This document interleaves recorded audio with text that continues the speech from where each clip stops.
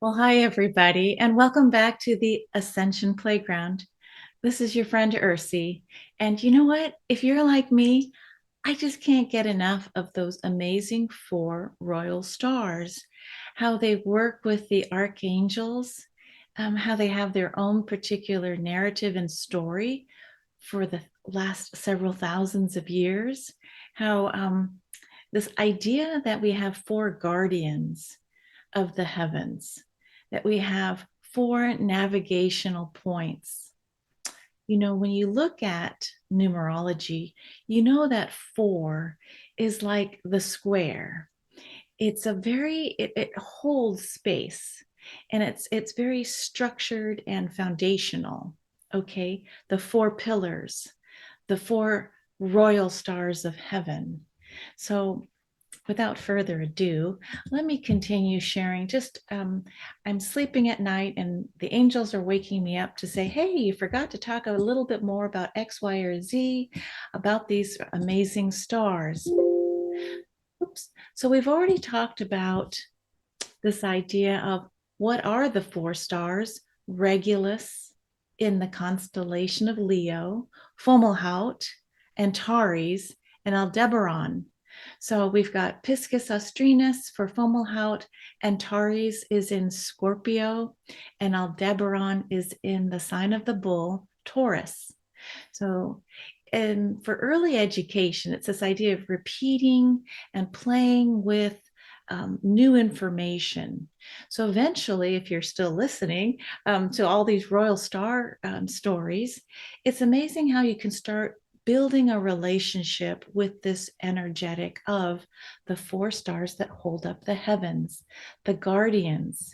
In fact, others have called it the four archangel stars, the four stars of what's called the apocalypse. And when I hear that word apocalypse, I don't move into fear.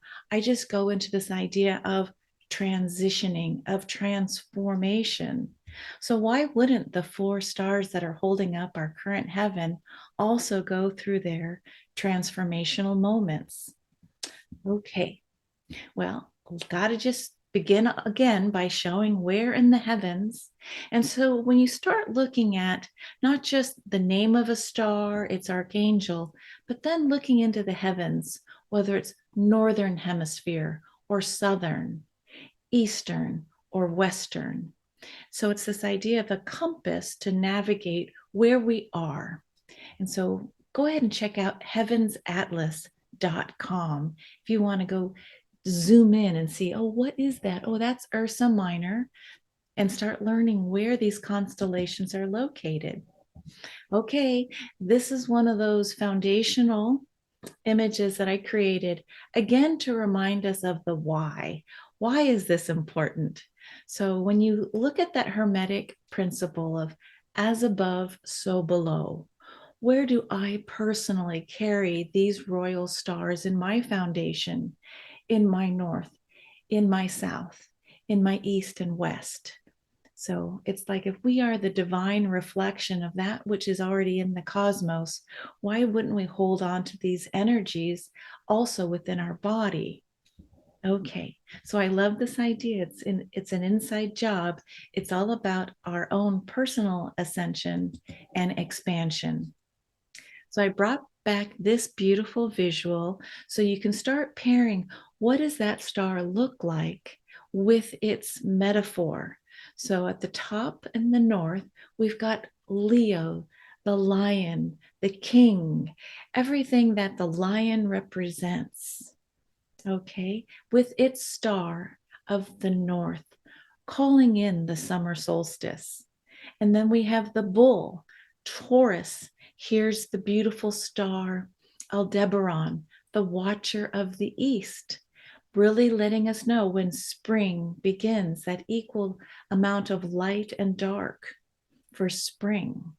And then going around, we see Piscis Austrinus, the southernmost fish, watcher of the south, calling in the winter solstice, equal and opposite to the summer solstice, moments in time being tracked.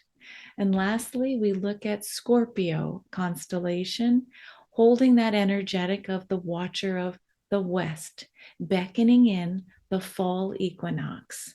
So we've got spring and fall, the time of new beginnings and the time of harvest. And then using Diana Cooper's beautiful Archangel card deck, here are the archangels Raphael with the north, Michael or Michael with the east, beautiful archangel Gabriel with the south, and then Uriel, beautiful archangel of the west. So I'm trying to bring in this repeat visual and conversation. So we start looking, oh, yeah, when the slide is over, do I remember north, south, and who's carrying that particular energetic? Here's the positive side of each of the stars as we look at the balance of the light and the shadow. So the light for Regulus, working with Raphael, is the divine king, the healer, the king that wants wholeness for his or her kingdom or queendom. So it's, where do you govern? Do you know your kingdom or queendom? Are you carrying the beautiful light of Regulus through the heart chakra for heart healing, for wholeness? And remember the toroid that pulls and emanates out from each of our beautiful hearts. When you look at heart math, this is a stronger toroid than what our minds or even our fuller bodies bring in. It's the heart consciousness of the king or queen. All right. So the high side of Aldebaran, that beautiful star, working with Archangel Michael, the divine protector. Remember the sword, and a divine assister or assistance, calling that in. When times are too dark, calling in Michael's sword of light, cutting the cords that no longer serve you on a positive level, holding this idea instead of fearing that of the shadow, just saying, thank you, I no longer need you. Please, Archangel Michael, work with me energetically to cut the cords from my past life, my present life, and my future life that no longer support my higher vibratory ascension. Then we move to the high side of Fomalhaut. Oh, this beautiful star of the divine messenger, working with Gabriel, Archangel Gabriel. What is the message that you want to have come through me? I think this is a marker for a potential channeler, one who will allow through the heart and through the love of God the divine messages, not just to support you, but those within your field, your loved ones, your friends, even the broader community. Then we move to beautiful Antares. Yes, some of you are looking at the beautiful work of Debbie Solaris, debbiesolaris.com, another galactic historian. She looks at Antares as that portal, a Stargate portal that brings beings from the beautiful Andromeda galaxy coming through Antares into our Milky Way galaxy. So it's interesting, right? This portal. But looking at another higher level of Uriel, who's looking at a vision for the future, the divine strategists help us know where we're going. So we've got a healer, a king or queen that rules from the heart. We get the sword of protection. So cutting cords within ourselves that are no longer needed so we can be uplifted, especially as it relates to our body in the mundane world. And then working with this idea of channeling the divine messages that want to come through, and then having that higher vision of we're not just, um, this little speck traveling through time, but there's got to be a greater divine purpose and vision for why we are here now. All right, so that's the high side of each of these beautiful stars. Let's now look and I put it in red. Dun, dun, dun. This is a reminder for the nemesis of each of the four royal stars. And if you look at the work of Bernadette Brady, she says that the potential for worldly success has been there, but the higher one rises, the further one might fall if you aren't aware, keenly aware, like front of the brain aware of the nemesis, which could just land you at the bottom. Okay, and then that's an experience, right? If you find yourself at the bottom, it's a soul expanding experience, but there's this potential to get back up with greater awareness to return to what you choose, either neutrality or greater light. So let's go look at the star Regulus. Beware revenge. Okay, so let's say the king or queen that seeks revenge, that fall from grace, you could end up losing your kingdom or queendom, right?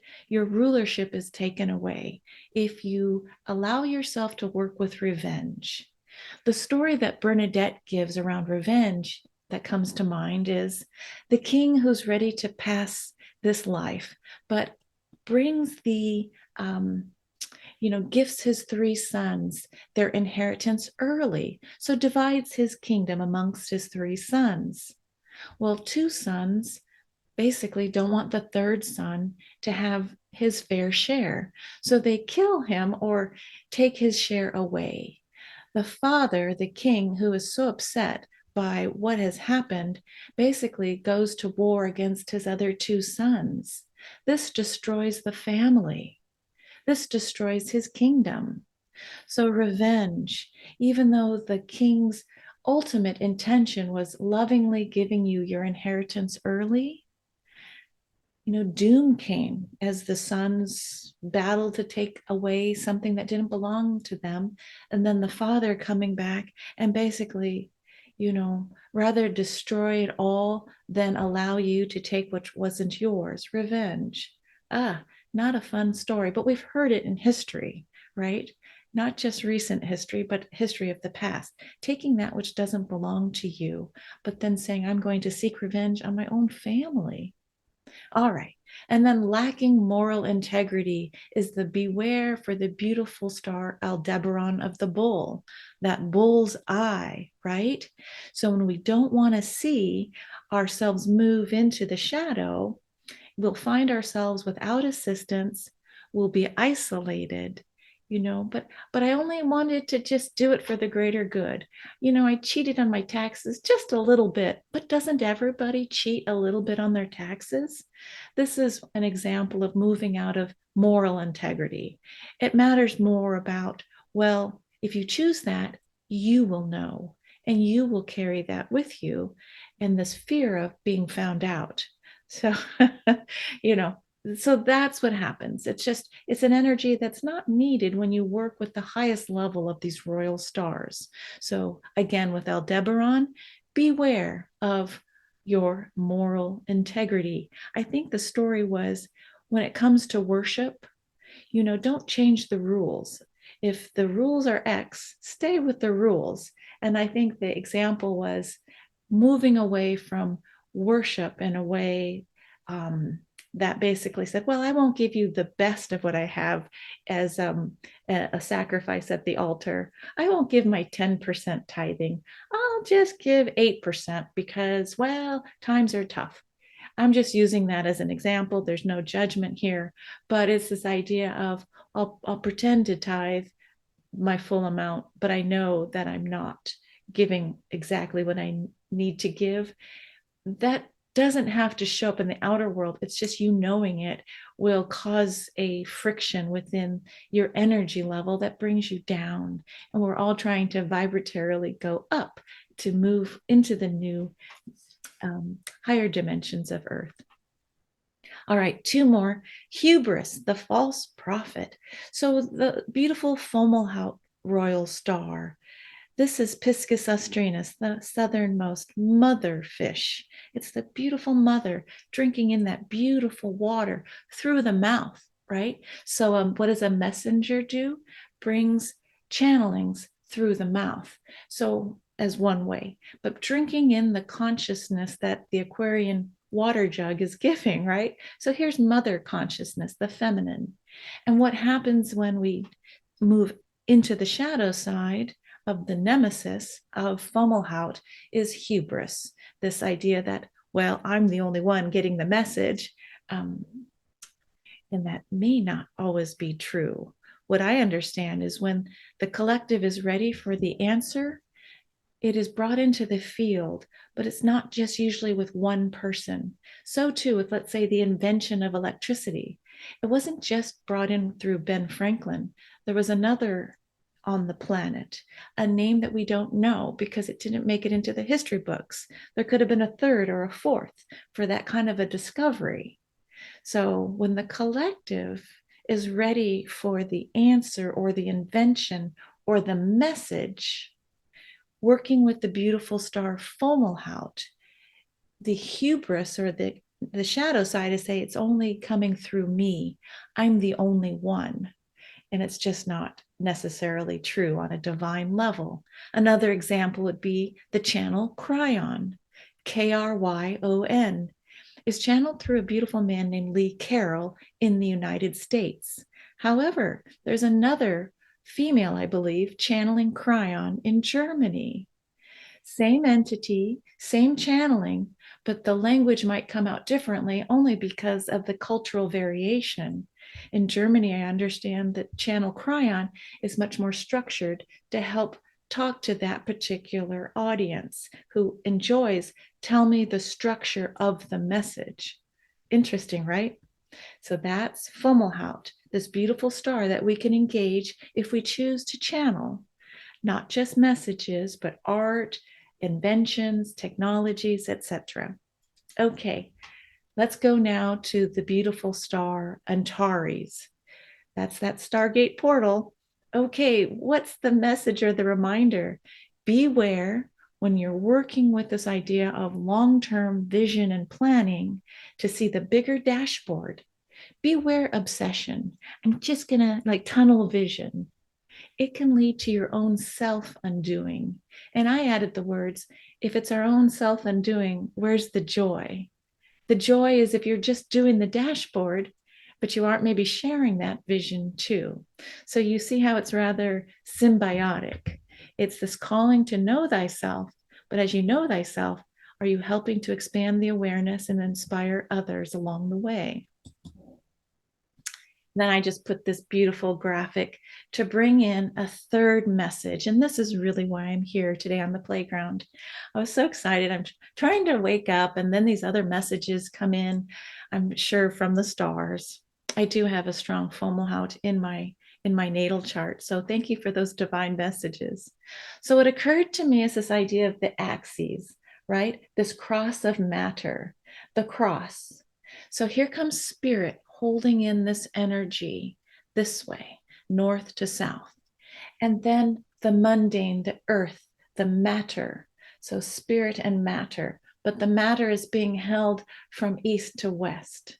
And I'll start with the east to west. So we're holding, let's say on my shoulders, east to west, we've got Aldebaran, and then we have Antares. And so the research has indicated that Aldebaran really is this idea with Michael, that moment of birth. It's spring, it's new life, it's life itself. And it's the whole beautiful dance of duality, right? So that's why the sword, when there's good to triumph and when there's not good to triumph. All right. So it's this idea of from east to west, we're looking at this axis. Here's Michael. And so many of us know Michael in life, the dance of duality. But on the other side, Antares, it is the star that many of the ancients saw as the star of Yima, of death, of the transition, of the sunset, of the sun being going back into the underworld, of the sun itself dying. It rises in the east and it dies in the west. This is the sun's journey up and down. Thank you, Sophie. But Aldebaran with new life. And then Antares, the gatekeeper for the transition back into the spiritual realms, the transformation. So I saw this life journey in 3D as that axis, life and death, duality and transformation. So here we go. Now, the holders of the North and the South. This was the new information coming in, and I wrote in purple, if you happen to be looking at the chart here, that I saw, and this is what they told me: Regulus, holding the energetic of the masculine, not male, but masculine, that which each of us holds, masculine and solar light, the northern light, masculine solar, finding its equal and opposite, feminine lunar. Interesting, right? How Piscis austrinus is the mother fish. So that whole mother energy with Gabriel, the mother, the archangel, who some of us see as feminine, the mother wisdom. And it's the feminine in each of us, holding the balance of the sun and the moon, the external out into the world, and the feminine lunar inward. So it's interesting, right? With this idea of the seasons, summer and winter. Beautiful, right? So I just had to come back and say, oh, there's one more thing they're telling me. When we talk about kingdom or queendom, kings and queens, royalty, right? So it's this idea of looking at Regulus. Yes, it's so easy to see the masculine king, the masculine queen, but then holding light for this idea of Fomalhaut, who's so closely associated to the birth of Christ, of Jesus. Many who have a conjunction to Fomalhaut may have had a past life, according to Julia Balaz, as an Essene or a follower of the Christ. But this is the beautiful divine feminine energy held within Jesus. And I love looking at Jane 108. He's a fabulous teacher that does free webinars, Jane 108.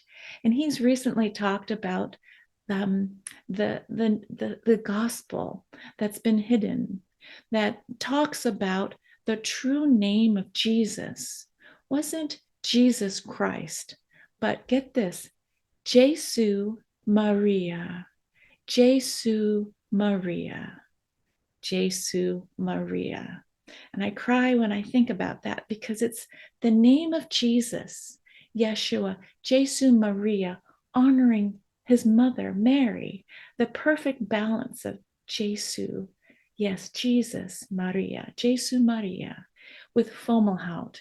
So we could say masculine solar, divine feminine lunar. It does not have to be male female. It's this beautiful balance of, wow, the king of the light, and then the divine queen of the moon, having space within our narrative as human beings. Wow, that felt like a channeling. So I had to, of course, end with bringing us back to the cosmos. I'll stop sharing for a moment. My goodness, Jesu Maria, Jesu Maria. Yes, the gospel that was hidden. I want to say Thomas, the Gospel of Thomas. I could be wrong. I'll go research that. But this whole idea of coming to speak about the role of male and female together in divine union to birth the divine child. This divine child is you on the Ascension Playground. The return of Jesu Maria is, for me, sparking that light of inspiration within each of us, within myself. That's my main. That's my main. How do I say this? I have what's called a shaman star in my beautiful narrative for my natal chart, a shaman star. And I always look at that and say, that's why I'm here. I'm not here to go create more heroic paintings or to provide nursing assistance to those who are in physical need or to try and redefine myself as X, Y, or Z. It's always been about my own personal journey with this shaman star. I'm going to leave you with that cliffhanger. But when I start coming back to talk more about Bernadette Brady and her information about the stars, in concert with what Julia Balaz has brought forward, and Debbie Solaris and Lisa Royal Holt, it's quite a beautiful buffet of beautiful energetics that's up for us now. Thank you so much for joining me for another take and look at these royal stars, that Jesu Maria, this time of heralding in the mother, the queen, the crone, in concert with the king. It's quite astonishing to be here now. Have a joyous, beautiful 2023, and we'll see you next time on the Ascension Playground. Bye, everybody.